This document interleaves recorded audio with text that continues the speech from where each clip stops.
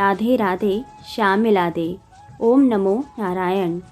आइए आज हम पद्म पुराण के उत्तरखंड के अंतर्गत माघ मास महात्म्य के अध्याय 26, 27 और अंतिम अध्याय 28 को सुनते हैं। जय श्री कृष्ण। अध्याय 26। पथिक कहने लगा कि हे प्रेत, तुमने सारस के वचन किस प्रकार और क्या सुने थे, सो कृपा करके कहिए। प्रेत कहने लगा कि इस वन में कुहरा नाम की नदी पर्वत से निकली है। मैं घूमता घूमता उस नदी के किनारे पहुंचा और थकावट दूर करने के लिए वहां पर ठहर गया। उसी समय लाल मुख और तीखे दांतों वाला एक बड़ा सा बंदर वृक्ष से उतरकर जल्दी से वहां पर आया जहां पर एक सारस सोया हुआ था। उस चंचल बंदर ने कई एक पक्षियों को देखकर उस सोए हुए सारस को दृढ़ता से पैरों से पकड़ लिया और तो सब पक्षी उड़कर वहां से चले गए, परंतु सारस की पत्नी सारसी भयभीत होकर विलाप करती हुई वहीं पर रुक गई। नींद के दूर होने तथा भय से नेत्र खोलकर जब सारस ने बंदर को देखा और मधुर वाणी में कहने लगा, हे बंदर, तुम बिना अपराध मुझको क्यों दुख देते हो? इस संसार में राजा भी केवल अपराधियों को ही दंड देता है। तुम्हारे जैसे श्रेष्ठ प्राणी किसी को पीड़ा देते शोभा नहीं देते। हम अहिंसक और दूसरों के कर्मों को नहीं देखते। जल की काई खाते हैं, आकाश में उड़ने वाले, वन में रहने वाले, अपनी स्त्री से प्रेम करने वाले और दूसरों की स्त्रियों को त्यागने वाले, दूसरों की बुराई से दूर रहने वाले, चोरी ना करने वाले, बुरी संगतों से वर्जित, किसी को कष्ट न देने वाले हैं। सो इस प्रकार हम निरपराधियों को हे बंदर छोड़ दो। मैं तुम्हारे पहले जन्म के वृतांत जानता हूँ। यह वचन सुनकर वह बंदर उसको छोड़कर दूर बैठ गया और कहने लगा कि तुम मेरे पूर्व जन्म के वृतांत को कैसे जानते हो? तुम अज्ञानी पक्षी हो और मैं वन में घूमने वाला हूँ। सारस कहने लगा कि मैं अपनी जाति की स्मृति के बल से तुम्हारे पूर्व जन्म का सब वृतांत जानता हूँ। तुम पूर्व जन्म में विंध्य पर्वत के राजा थे और मैं तुम्हारे कुल का पूज्य पुरोहित था। तुम राजा होकर अपनी प्रजा को पीड़ा दिया करते थे। विवेकहीन होकर तुमने बहुत सा धन इकट्ठा किया। सो वानर, प्रजा की पीड़न रूपी अग्नि की ज्वाला से तुम पहले ही तप चुके हो। पहले तुम कुंभीपाक नरक में गिराए गए। तुम्हारे शरीर को नरक में 3000 वर्ष बीत गए। फिर नरक से निकलकर बचे हुए पापों के कारण इस बंदर की योनि में आए हो और मुझे मारना चाहते हो।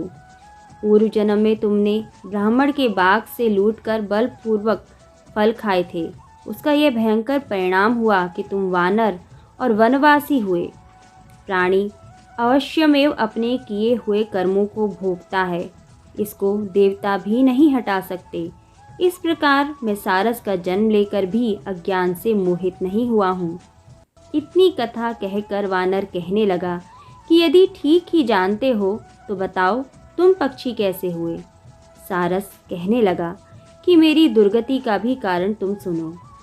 तुमने नर्मदा नदी के किनारे पर सूर्य ग्रहण के समय बहुत से ब्राह्मणों के निमित्त 100 ढेर अन्न के दान किए थे।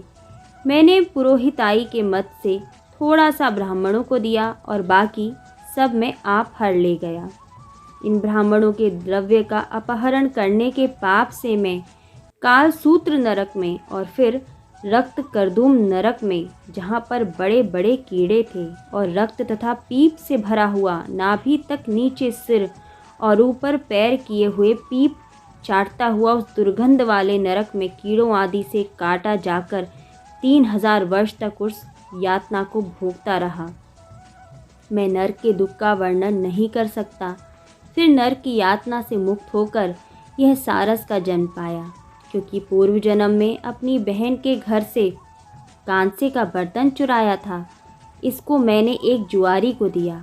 इसी से मैं सारस योनि में आया। यह मेरी स्त्री पिछले जन्म में ब्राह्मणी थी। इसने भी कांसे की चोरी की थी। इसी से यह मेरी स्त्री सारसी हुई। यह सब मैंने तुमसे कर्म फल कहा। अब भविष्य की बात भी सुनो। अब मैं, तुम और यह मेरी स्त्री भी हंस होगे और कामरूप देश में सुख से निवास करेंगे। फिर इसके पश्चात गौर योनि में और फिर जाकर दुर्लभ मनुष्य योनि को प्राप्त होंगे। इससे मनुष्य पाप और पुण्य दोनों ही कर सकता है। इस प्रकार शिव की माया से ये सारा जगत मोह को प्राप्त होता है। न केवल हम ही परंतु इस संसार के सभी जीव प्रवृत्ति मार्ग में फंसकर अच्छे और बुरे कर्म करते हैं और उनका फल भोगते हैं। इसलिए सब प्राणियों को धर्म का सेवन करना चाहिए। देवता, असुर, मनुष्य, व्याघ्र, कीड़े मकोड़े सभी से कंटक रूपी मार्ग नहीं छूटता। केवल वेदांत जानने वाले योगी ही इस मार्ग से बच सकते हैं। इसी कारण बड़े बड़े महात्मा भी कर्म फल को टाल नहीं सकते। उपाय से तथा बुद्धि से कोई भी इसको नहीं बदल सकता। तुम पहले राजा थे, फिर नरक में गए, अब बंदर की योनि में वन में फिरते हो और फिर भी ऐसा ही जन्म पाओगे। ऐसा विचार कर आनंद पूर्वक और धैर्य धरकर विचरते हुए काल की प्रतीक्षा करो। तब वानर ने कहा कि पहले जन्म में मैं तुम्हारी पूजा करता था, अब तुम मुझको प्रणाम करते हो। तुम जाति के स्मरण से मेरे पूर्व जन्म के वृतांत को जानते हो। आनंद पूर्वक रहो, तुम्हारा कल्याण हो। तुम्हारे वचनों को सुनकर मैं मोह रहित होकर वन में विचरूंगा। प्रेत कहने लगा कि हे पथिक, मैंने नदी के तट पर बंदर और सारस का यह संवाद सुना, तब मुझको बोध हुआ और मोह तथा शोक का विनाश हुआ। अध्याय 27। प्रेत कहने लगा कि हे पथिक, मैं इस समय तुम्हारे पास जो ये गंगा जल है उसे मांगता हूँ, क्योंकि मैंने इसका बहुत कुछ महात्म्य सुना है। मैंने इस पर्वत पर गंगा जल का बड़ा ही अद्भुत आश्चर्य देखा था, इसलिए यह जल मांगता हूँ। मैं प्रेत योनि में अति दुखी हूँ। एक ब्राह्मण अनाधिकारी को यज्ञ कराकर ब्रह्म राक्षस हो गया। वह हमारे साथ 8 वर्ष तक रहा। उसके पुत्र ने उसकी अस्थियों को इकट्ठा करके गंगा में कनखल स्थान में गिरवा दिया। उसी समय वह राक्षसत्व त्याग कर सद्गति को प्राप्त हुआ। मैंने प्रत्यक्ष देखा है, इसलिए मैंने तुमसे प्रार्थना की है। मैंने पहले जन्म में तीर्थ स्थानों में बड़े बड़े दान लिए थे और उनका प्रायश्चित नहीं किया था। इसी से मैं हजारों वर्ष तक इस प्रेत योनि, जिसमें अन्न और जल मिलना अति दुर्लभ है, दुख पा रहा हूँ। इस योनि में मुझको हजारों वर्ष बीत गए। इस समय आप जल देकर मेरे प्राणों को, जो कंठ तक आ गए हैं, बचाओ। कुष्ठ आदि रोग से भी मनुष्य प्राणों को त्याग करने की इच्छा नहीं करता। देवदूती कहने लगे कि ऐसे उस प्रेत के वचन सुनकर वह ब्राह्मण बड़ा ही विस्मित हुआ और वह अपने मन में विचारने लगा कि संसार में पाप और पुण्य के फल अवश्य आ पड़ते हैं। देव, दानव, मनुष्य, कीड़े मकोड़े भी रोगों से पीड़ित होते हैं। बाल तथा वृद्धों को मरण, अंधा तथा कुबड़ापन, ऐश्वर्य, दरिद्रता, पांडित्य तथा मूर्खता सब कर्मों से ही मिलता है। इस कर्म भूमि में जिन्होंने न्याय से धन इकट्ठा किया है वह धन्य हैं। यह सुनकर प्रेत गदगद वाणी में बोला, हे पथिक, मैं जानता हूँ कि आप सर्वज्ञ हैं।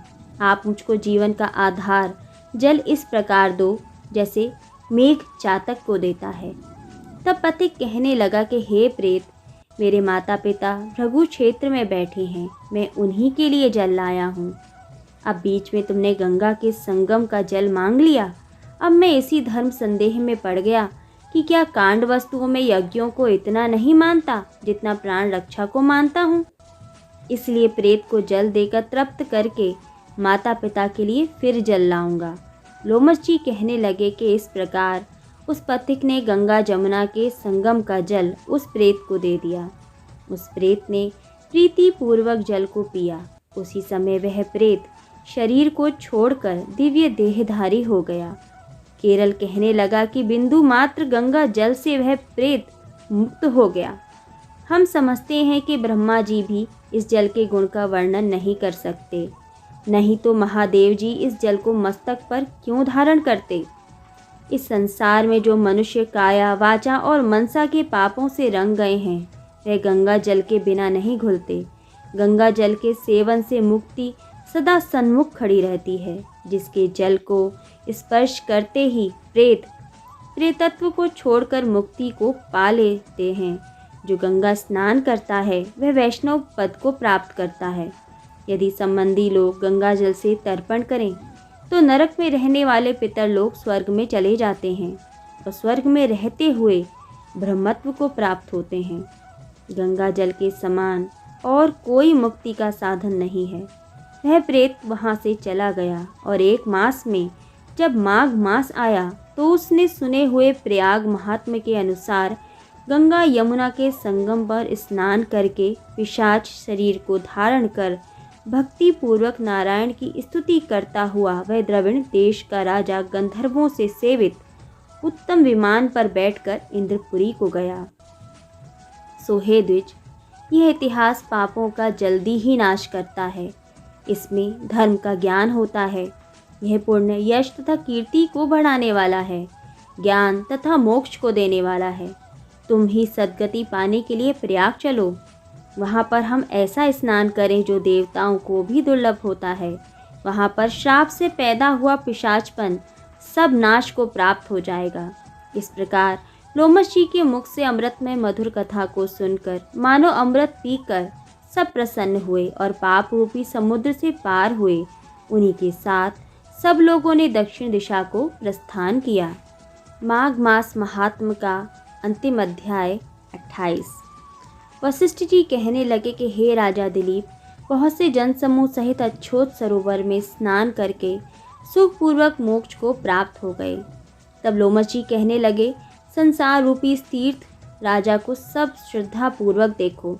यहाँ पर 33 करोड़ देवता आकर आनंद पूर्वक रहते हैं। यह अक्षय वट है जिसकी जड़ें पाताल तक गई हैं और मार्केंड ऋषि प्रलय के समय भगवान इसी अक्षय व्रत का आश्रय लेते थे। यही शिवजी की प्रिय भगवती भागीरथी है जिसकी सिद्ध लोग सेवा करते हैं। यह गंगा स्वर्ग के हेतु पताका है। इसका जल पीकर मनुष्य मुक्त हो जाते हैं। हे मुनि, सभी प्राणी इस नदी को यमुना से मिली हुई पाते हैं। इसका संगम बड़े पुण्य से प्राप्त होता है। इसके स्नान से जन्म मृत्यु रूपी दावानल से कोई नहीं तपता, परंतु ज्ञान प्राप्त करके मुक्त हो जाता है। यहाँ पर स्नान करने से सभी प्राणी बिना ज्ञान के भी मुक्त हो जाते हैं। इसलिए ब्रह्मा जी ने यहाँ यज्ञ करने की इच्छा की थी। इसी संगम में भगवान विष्णु ने स्त्री प्राप्ति की इच्छा से स्नान करके माँ लक्ष्मी जी को प्राप्त किया था। यहाँ पर त्रिशूलधारी शिवजी ने त्रिपुर दैत्य को मारा था और प्राचीन काल में उर्वशी स्वर्ग से गिरी थी तथा स्वर्ग पाने की इच्छा से यहाँ पर ही उसके स्नान करने से नहुष कुल के राजा ययाति ने वंशधर पुत्र प्राप्त किया था। यहाँ पर इंद्र ने प्राचीन काल में धन की इच्छा से स्नान किया था और माया से कुबेर के सब धन को प्राप्त किया था। प्राचीन काल में नारायण तथा नर ने हजारों वर्षों तक प्रयाग में निराहार रहकर उत्तम धर्म किया था, जहाँ से जैगाशव्य सन्यासी ने महादेव जी जैसे शक्ति वाले से विजय पाई थी तथा अणिमा आदि योग के अति दुर्लभ ऐश्वर्य प्राप्त किए थे। इसी क्षेत्र में तपस्या करके श्री भारद्वाज सप्त ऋषियों में सम्मिलित हुए। जिन्होंने भी यहाँ स्नान किया सबको स्वर्ग की प्राप्ति हुई। इसलिए हमारे विचार से तुम त्रिवेणी में स्नान करो। इस स्नान से पहले किए हुए तुम्हारे सब पाप नष्ट हो जाएंगे और संपूर्ण वैभवों को प्राप्त हो जाओगे। ऋषि के इस प्रकार के सत्य वचन सुनकर सभी त्रिवेणी में स्नान करने लग गए और उसी स्नान करने से सबकी पिशाचता नष्ट हो गई। शाप से विमुक्त होकर उन्होंने अपना शरीर धारण कर लिया। वेदनिधि ने अपनी संतान को देखकर प्रसन्नचित्त होकर लोमश जी को संतुष्ट किया और कहा कि आपके अनुग्रह से ही श्राप से विमुक्त हुए। अब आप इन बालकों के योग्य धर्म को कहिए। लोमश जी ने कहा कि इस युवा कुमार ने वेदों का अध्ययन समाप्त कर लिया है, इसलिए इन कन्याओं के प्रीति पूर्वक कर कमलों को ग्रहण करे। तब लोमश जी तथा अपने पिताजी की आज्ञा से इस ब्रह्मचारी ने 5 कन्याओं से विवाह किया। इन कन्याओं के सब मनोरथ पूर्ण हुए। जिसके घर में लिखा हुआ ये महात्म्य पूजा जाता है वहाँ नारायण ही पूजे जाते हैं। पुष्कर तीर्थ में, प्रयाग में, गंगा सागर में, देवालय में, कुरुक्षेत्र में तथा विशेष करके काशी में इसका पाठ अवश्य ही करना चाहिए। पुष्कर तीर्थ में ग्रहण के अवसर पर इसके पाठ का दुगना फल मिलता है और मरने पर वैष्णव पद को प्राप्त होता है। इस प्रकार माघ मास महात्म्य यहाँ संपूर्ण होता है। भगवान श्री कृष्ण आप सभी की रक्षा करें।